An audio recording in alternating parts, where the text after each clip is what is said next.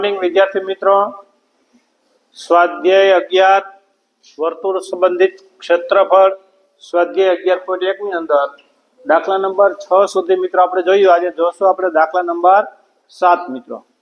દાખલા નંબર 7 થોડોક હાર્ડ છે, પણ આપણે જોઈએ એટલે વાંચી રકમ તો 12 સેન્ટીમીટર ત્રિજ્યાવાળા વર્તુળની જીવા કેન્દ્ર આગળ 120 નો ખૂણો મિત્રો અહીંયા આંતરે છે. 60 નો ખૂણો આપણે દાખલા શીખી ગયા, કાટકોણ ત્રિકોણ હોય તો પણ શીખી ગયા. 120 નો હોય તો કઈ રીતના મૂકવું, પ્રશ્ન આ થયો છે. હવે તેને અનુરૂપ વૃત્તખંડનું ક્ષેત્રફળ શોધો. મેં તમને વારંવાર કહું, કાંઈ ન કીધું હોય તો લઘુ વૃત્તખંડ અથવા લઘુ વૃત્તાંશ જ મેળવવાનું હોય છે. અહીંયા એવું નથી કીધું કે આપણે ગુરુ વૃત્તખંડ મેળવો. તેને અનુરૂપ એટલે લઘુ વૃત્તખંડનું ખાલી માત્ર ને માત્ર ક્ષેત્રફળ મેળવવું છે. આપણે આકૃતિ જોઈએ મિત્રો. તો વર્તુળ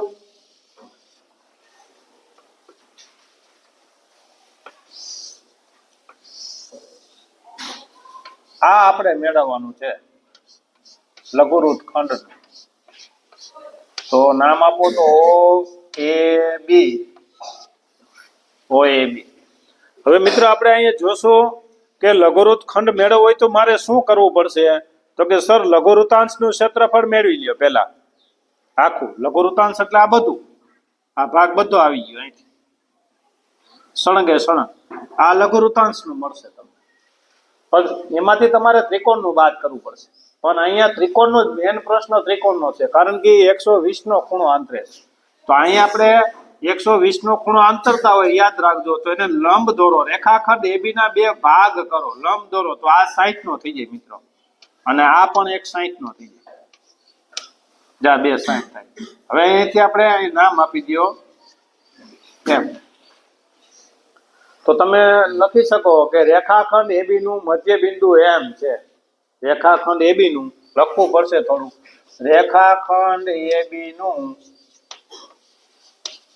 મધ્ય બિંદુ એમ છે. તેથી એમ બરાબર MB થાય. મધ્ય બિંદુ હોય એટલે બંને સમાન થાય. બે ત્રિકોણ થાય છે. આ જો કાટકોણ ત્રિકોણ થયો, આ બંને બાજુ કાટકોણ એમ જે છે એ બંને બાજુ કાટકોણ ત્રિકોણ થાય છે. પણ ત્રિકોણ AOM બરાબર 60 અને ત્રિકોણ બીજો ત્રિકોણ થશે BOM એ બરાબર પણ 60 નો ખૂણો થશે. કારણ કે લંબ છે.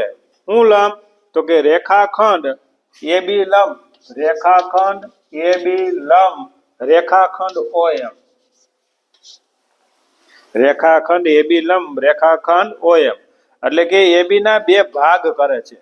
તો બે ભાગ કરતા હોય બરોબર છે, એટલે સરખો ભાગ આવે. તો જો 120 નો ખૂણો જે છે એટલે બંને બાજુ 60-60 થઈ જશે. હવે આપણે શું કરવાનું છે કે લઘુવૃત્તાંશના ક્ષેત્રફળમાંથી ત્રિકોણનું ક્ષેત્રફળ મેળવશું. તો ત્રિકોણનો પછી પહેલા આપણે લઘુવૃત્તાંશનું મેળવી લઈએ. તો લઘુવૃત્તાંશનું ક્ષેત્રફળ બરાબર લઘુવૃત્તાંશનું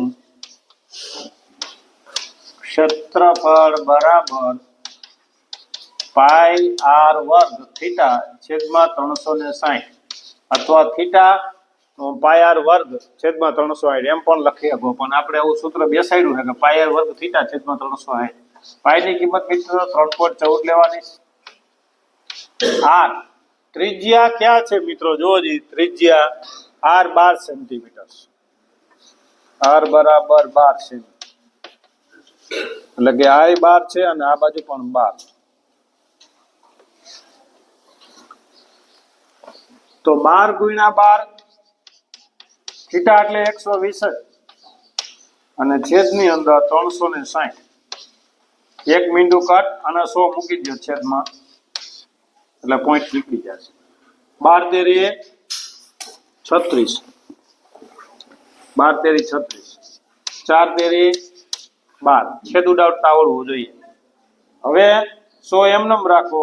314 ગુણ્યા 12 ચોકું 48, 12 4 48 અને છેદમાં 100.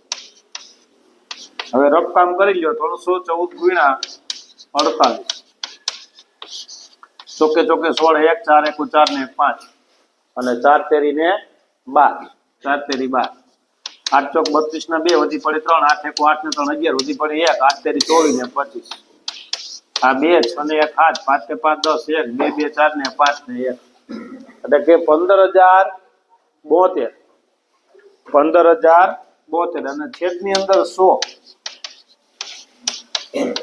તો તમને લઘુવૃતાંશ મળશે 150.72, 2 પોઈન્ટ કાપો 100 है એટલે સેમી है तो સેમી વર્ગ, તો લઘુવૃતાંશનું ક્ષેત્રફળ તમને મળશે 150.72 સેમી વર્ગ। હવે તો લઘુવૃત્તખંડનું મેળવવું હોય તો લઘુવૃતાંશમાંથી ત્રિકોણનું બાદ કરવું પડશે, તો કયો ત્રિકોણનું, તો કે ત્રિકોણ OAB નું, આખા ત્રિકોણ એટલે કે સાદા ત્રિકોણનું, તો કે પાયો કયો થશે, તો કે પાયો આ અને બે થા, બરોબર છે। તો હવે પાયો તો કે AB, તો આપણી પાસે AB નથી ને OM નથી, બે માંથી કોઈ વસ્તુ છે નહીં, તો ક્યાં ઉપર જવું પડશે, તો કે 8મા પ્રકરણ ઉપર તમે જાઓ। 8મું પ્રકરણ કયું હતું આપણે, ત્રિકોણમિતિ, તો ત્રિકોણમિતિની અંદર તમારે આવ્યું છે કે એવું કયું સૂત્ર છે, અહીંયા થીટા તરીકે આવી ગયો, બરોબર છે। સામેની બાજુ છેદમાં કર્ણ, કોનું સૂત્ર લાગશે, સાઈન, તો સાઈન થીટા બરાબર, બોલતા જાજો અને સમજતા જાજો, જોજો, તો સાઈન થીટા બરાબર સામેની બાજુ છેદમાં કર્ણ, સામેની બાજુ, થીટાની સામેની બાજુ એ અને કર્ણ એટલે OA। ચલો સાઈન થીટાની વેલ્યુ, સાઈન થીટાની કિંમત કેટલી થશે, સાઈન 60 ની કિંમત બોલો, સાઈન 60 AM છેદમાં OA, હાલો મૂકો કિંમત, √3 ના છેદમાં 2, AM ખબર નથી, ખબર, OA 12, તેથી ચોકડી ગુણાકાર કરો તો 2 ગુણ્યા AM થાય, અથવા √3 ગુણ્યા 12 અને છેદની અંદર 2 સીધા તમે લખો તો ભરે, પણ સીધું ન લખવું તો √3 × 12 બરાબર 2 ગુણ્યા AM।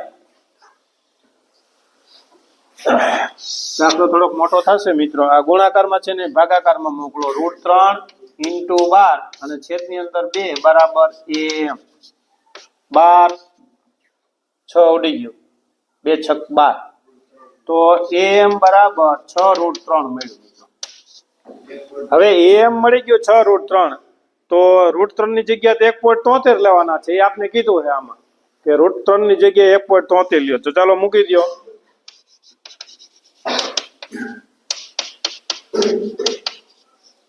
હાલો ગુણાકાર કરો જી, 6 76 ને 18, 1 7 6 42, 42 ને 1 43, 43 ના 3 અને વધી પડી 4 અને 6 એકુ 6 અને 6 ને 4 10 પોઈન્ટ।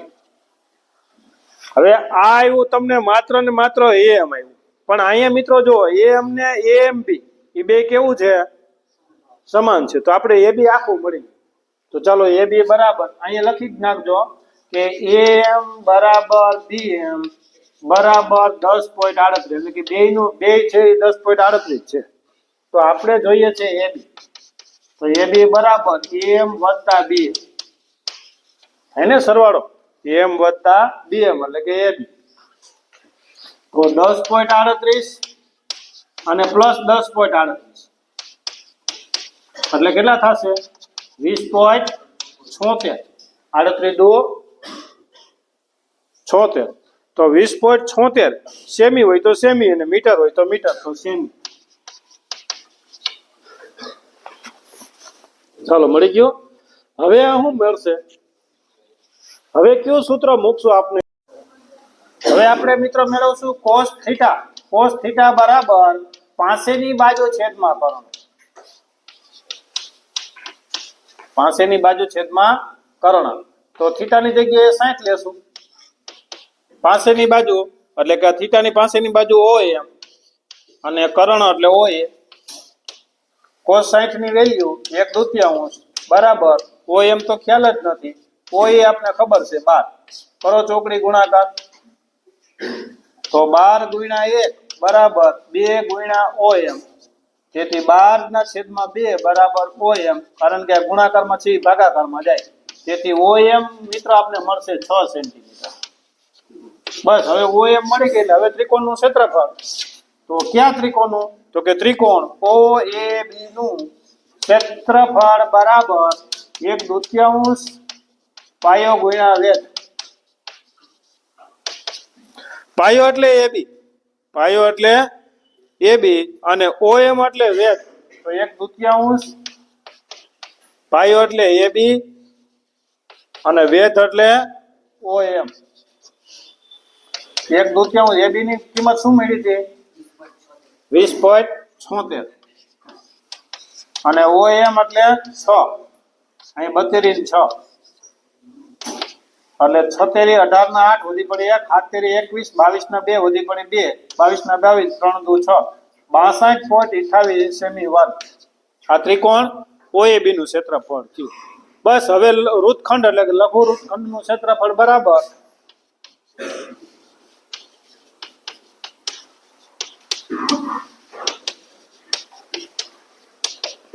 લઘુ વૃતાંશનું ક્ષેત્રફળ